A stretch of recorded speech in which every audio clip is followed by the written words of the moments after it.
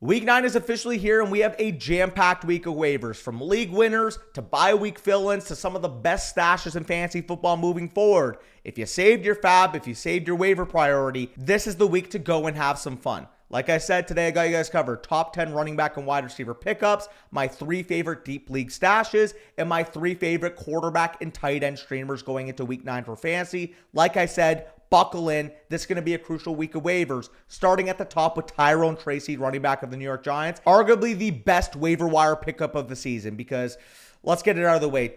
Cam Scadaboo, season-ending injury. Again, my thoughts, my prayers, they're with him and his family, because this is a very tough time. It was a very gruesome injury. Hopefully he's able to get back on the field by next year, and hopefully we're able to see the Cam Scadaboo that was lighting up the NFL this season. But we got to talk about the fantasy impact here. Tyrone Tracy is a top 20 running back rest of the season.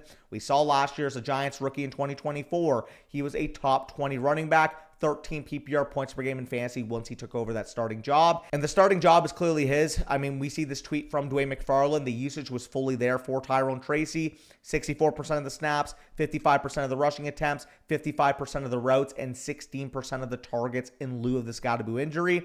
Look, we got to address the obvious here. Tyrone Tracy, he profiles to be a league winner with no Cam Scadaboo in the lineup. And on top of that, I mean, he was a top 20 running back, like I said, last year, and on a much worse Giants offense. With Jackson Dart kind of showing some upside, with the way the offenses look this year, you can even make the case he has top 15 upside moving forward. So if you've saved your fab, he is worth 50+% of the budget, and he is worth your number 1 waiver claim if you don't play in a fab league. Next up at 2, we got Tyjae Spears, running back of the Tennessee Titans. He's outsnapped, outplayed, and outscored Tony Pollard in 2 of the last 3 weeks, and he took away the long down and distance and 2-minute drill work, leaving Pollard as that 2-down grinder on this team. And guess what? This team isn't very good. Would I rather the 2-down grinder on a bad football team, or would I rather the back that when they're in losing scripts, he's going to be on 3rd down. He's going to be on long down and distance situations. He's going to be the preferred receiving back. To me, it is no conversation. Tyjae Spears should be ranked above Tony Pollard rest of the season. On top of that, if you do combine with Tyjae Spears, the impact that a Tony Pollard injury would have to his status, an impact that a Tony Pollard trade would have to his status. Again, keep in mind, Tony Pollard, a veteran running back, team that is probably going to be tanking rest of the season. Who knows? Maybe by the trade deadline, a contending team offers a 5th or a 6th round pick to take on Tony Pollard, and then we get Tyjae Spears as a starting running back moving forward. And again, because he has access to both paths of upside, again, we're talking about right now, standalone value, probably a top 35 level back, but if Tony Pollard were to get hurt, top 25 running back rest of the season. If Tony Pollard were to get dealt, top 25 running back rest of the season. If you can get Tyjae Spears for 20 to 30% of your budget, maybe even less in your league, he is one of my favorite stashes moving forward, and I think within the next couple of weeks, we could be looking at a top 24 running back in fantasy. Next up at number 3, we got Bam Knight, running back of the Arizona Cardinals, and he's kind of the opposite of those top 2 with Tyrone Tracy, with Tyjae Spears. They are your implied upside plays. They're your guys that going forward rest of the season, you're banking on the upside for them. With Bam Knight, he's more so a stopgap type of option. If you have bye weeks in week 9, maybe you have, a guy like Quinshon Judkins missing week 9 with his injury, missing week 9 with his bye week. Bam Knight has a great matchup against Dallas. This same Dallas defense, by the way, against the Denver Broncos, that allowed 5.35 yards before contact per attempt, meaning that running backs were getting over 5 yards past the line of scrimmage before a Cowboys defender was even making contact with him. This is a historically bad defense, and Bam Knight profiles as the bell cow back for Arizona on Monday night. There's going to be no Trey Benson for yet another week, and Michael Carter was just released on Monday. On top of that, with week 7, he operated as the team's main between the tackles guy and main goal line guy for the Arizona Cardinals. This is going to be a fun game. This is the exact game environment you'd want for a spot start, and if Bam Knight is still available in your league, again, available in 72% of leagues currently, I'd be willing to spend 10 to 20% of my budget. Probably only banking on him for this week and possibly 1 to 2 more weeks after, because I also have to mention an honorable mention here. Trey Benson technically doesn't meet the threshold because he's rostered in 59% of the leagues, but if he is available in your league, this is still the preferred back in Arizona long term. Heck, if you can pick up Bam Knight for the immediate, have Trey Benson on your bench for when he comes back, I think Trey Benson week 11, week 12 on is going to be a league winner in fantasy. So Bam Knight for the short term, 10 to 20% of your budget. But if Trey Benson is available, I'd be willing to spend up in your league. Next up at number 4, we got Troy Franklin, wide receiver of the Denver Broncos. And man, he was the wide receiver 1 in fantasy in week 8. Yes, you heard that correctly. It was against the Dallas Cowboys, who cannot cover a nosebleed. But Troy Franklin was an absolute baller, 26.9 PPR points, and he's quietly averaging 12 PPR points per game on the season. But the main reason we are excited about Troy Franklin is that he saw his route share spike up yet again in week 8. 87% of the Broncos' routes. And I think at this point, he's the clear-cut number 2 wide receiver behind Courtland Sutton. He's going to have better days moving forward. But with Troy Franklin, he feels like one of the best flex options that you can start in a pinch. Not a guy that when the Broncos are playing tough defense that you really want to get into your flex, but when they have good matchups, he is the guy that's going to take the top off the defense. He is the guy that's going to create the spike plays. And with Troy Franklin in 3 of the next 6 Broncos games, we have the Raiders twice and we have the Washington Commanders mixed in there. So yeah, he's probably not going to be an every week starting option for you. But if you need to throw him in, whether it's bye weeks, whether it's injuries, make sure you get him in for those Raiders and Commanders matchups moving forward. Next up at number 5, we got Emanuel Wilson, running back of the Green Bay Packers. And yeah, he won't garner 15 opportunities every single game. He's not going to play and get 89 yards from scrimmage every single game. But with Emanuel Wilson, he's proven he's the clear handcuff to Josh Jacobs in this backfield and has RB1 upside if Josh Jacobs were to miss any time. And with Jacobs, he was questionable in week 7 but ended up playing. And then in week 8, we saw Wilson's touch and snap counts absolutely explode. But from a rest of season perspective, think of Emanuel Wilson kind of similar to a guy like Tyler Algier, where in very, very good game scripts, you can probably pinch him into your flex and hope he scores a touchdown.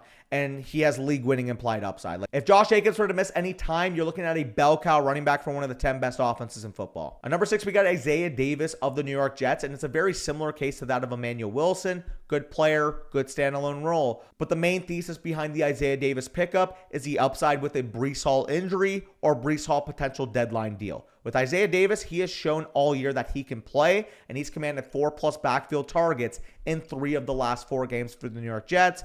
6.41 yearly yards per carry, 8.36 yearly yards per reception with a 6'1", 220-pound frame. If anything were to happen to Breece Hall, or if he were to get dealt at the deadline, we're talking about big-time upside for Isaiah Davis, a guy that's shown he can contribute on all 3 downs. Number 7, we got Christian Watson, wide receiver of the Green Bay Packers, second Packer on this list, and he returned to action in a big way in Week 8.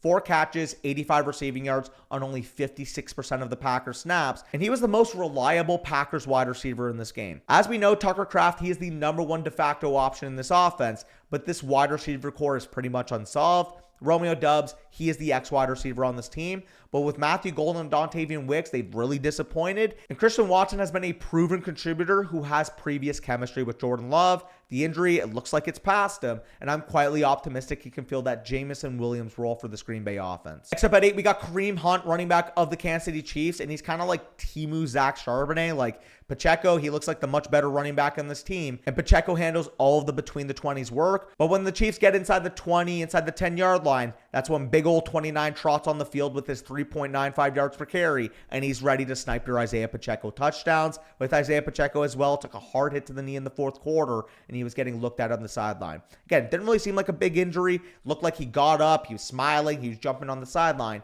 That is something to monitor, because if anything were to happen to Pacheco, maybe it's a more serious injury than initially anticipated. Kareem Hunt with a no Pacheco game script could be looking at a top 25 running back week in week 9. The number 9 pickup of the week is Chimere Dike of the Tennessee Titans. He saw his route share spike to 91% in week 8, and this was his 2nd consecutive week with over 15 PPR points. Calvin Ridley, he's still hurt. And DK has straight up outplayed Kyle Manor in terms of the rookie wide receivers for this Titans offense. When a rookie shows you this type of promise, usually you should just listen to him. Like we typically see this all the time. A rookie will flash, people will write it off to 1 week, and that ends up being the status quo. With Chimere Dike, I wasn't really high on the prospect, but I can't ignore what we've seen, and I can't ignore the 91% route rate in week 8. He's a guy that if you're in desperation and you need a flex option in week 9, I think you can trust based off the road share in week 8. But hopefully he's a guy you just have to rely upon to stash, and maybe week 11 on, we see that post-bye rookie bump for DK. Then finally, rounding off my list, we have Emanuel Wilson of the Pittsburgh Steelers coming in at 10, and he's not a rookie, don't get me wrong, but he missed his entire rookie season and finally had his breakout in week 8. He profiles as that next, Tyler Lockett next to DK in the context of this offense, and he should see his snaps increase with how much Rodgers trusted him on Sunday Night Football. It is risky. He played a low amount of snaps. There is still potential opportunity that the Pittsburgh Steelers make a trade for a wide receiver. But if he's going to profile into the number 2 wide receiver, number 2 pass game weapon for the Steelers moving forward, he definitely has upside with the way Aaron Rodgers has played this year. And a few deeper league stashes, again, I would only really stash these guys if you have 6 or 7 bench spots, if you're in, a deep 12-man league, 14-man league, 16-man league. But we did see all 3 of Quinshon Judkins, Saquon Barkley, and Alvin Kamara get banged up in Week 8. Again, with Saquon Barkley and with Judkins, they do have Week 9 buys. I do expect them back on the field in Week 10.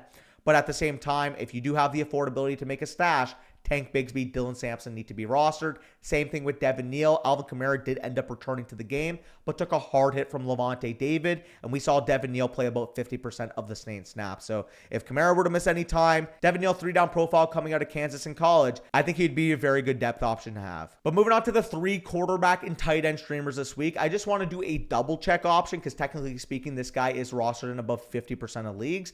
But Kyler Murray's only rostered in 54% of leagues, and he plays the Dallas Cowboys on Monday Night Football. I already mentioned it with his running back, Bam Knight, but the Cowboys' defense are an absolute train wreck, and we saw what Bo Nix was able to do to them in Week 8. So if Kyler Murray's available in your league and you need someone to start, top 12, top 13 level confidence in Kyler Murray this week. But the other guys I want to mention, Trevor Lawrence, quarterback of the Jacksonville Jaguars, quietly the quarterback 11 across the last 3 games with 21.4 PPR points per game, and now gets a matchup going up against a pass funnel Raiders defense. He's playing well. Maybe we see some more Travis Hunter leaned on after the bye week, and I really like the projection of this Jaguars offense moving forward. Sam Darnold, quarterback of the Seattle Seahawks, playing some very, very good football this year, and now gets a matchup on deck against the Washington Commanders. We just saw what Patrick Mahomes and the Chiefs offense did to them, and Sam Darnold has been one of the most efficient quarterbacks in the league so far. And then finally, Aaron Rodgers going up against the Indianapolis Colts at home. I kind of alluded to it when I talked about Roman Wilson, but Aaron Rodgers has been playing some very good football, and this profiles into a very, very good game environment against Indianapolis. They are a pass funnel defense given their defensive back injuries, and as we know, the Colts offense going to apply pressure on the other end. We could very well see a scenario. The Colts are up by 10 points. The Colts are up by 13 points in this game, and the Steelers are forced to throw the football a ton. Aaron Rodgers has shown that he's able to handle that level of work. Look at what he did on Thursday night a couple weeks ago against the Bengals. And then finally, my 3 favorite tight end streams of the week. We start off with Colston Loveland of the Chicago Bears going up against the Cincinnati Bengals. And yeah, I understand this is going to be a meme. Of course, Danny's talking about Colston Loveland, but we have to take in the usage that we saw. 78% of the routes, 15% of the targets in Week 8. Again, not quite what we expected without Cole Kmet, but realistically, the Ravens defense played a lot better than we anticipated. Caleb Williams really struggled for most parts in this game, and I do think the second week as a pure starter is a much more beneficial spot for Colston Loveland because the Cincinnati defense has not been very good. As we know with their offense, they're going to apply pressure on the other end, and I think this is the true Colston Loveland breakout week. If you have bye weeks, maybe you have Harold Fannin, maybe you have a Mason Taylor who we'll talk about in a second, and you need someone to put into your lineup, I think Colston Loveland's going to have his breakout this week. I also think Jonnu Smith should be a mention here because we did see Pat Freiermuth get banged up on Sunday Night Football, and we have seen Jonnu Smith be a target magnet in the past. Hasn't really materialized this season, but he is averaging 8 PPR points per game, and we do have the situation where if he runs 70, 75+% of the roads in what should be a pass-happy game script against Indianapolis, I can see him having a big week if you need a tight end starting in a pinch. And I also do have to mention AJ Barner of the Seattle Seahawks. In the last 2 weeks prior to the Seahawks bye week, he was running 60+% of the routes for the Seahawks, and we have seen spike weeks in the past. Very, very good game environment, like I mentioned, going up against Washington this week. With AJ Barner, I just think this is a talented tight end option with proven goal line equity. And finally, I do have to mention a stash tight end because Mason Taylor was quietly playing some of the best football of his season in these last couple of weeks, and the Jets are on bye in Week 9. If somebody in your league drops Mason Taylor because they could not eat that bye week, I think Mason Taylor could potentially be a top 12 tight end after the bye. But either way, if you guys enjoyed, make sure you leave a like down below, comment your biggest waiver wire decisions. I'll try to get to as many as possible. And of course, if you are new to the channel, hit that subscribe button. We are now on the road to 100,000 subscribers. I appreciate you guys for getting us to 75,000. But with that being said, peace out. We'll talk to you soon. Go and secure your waiver pickups.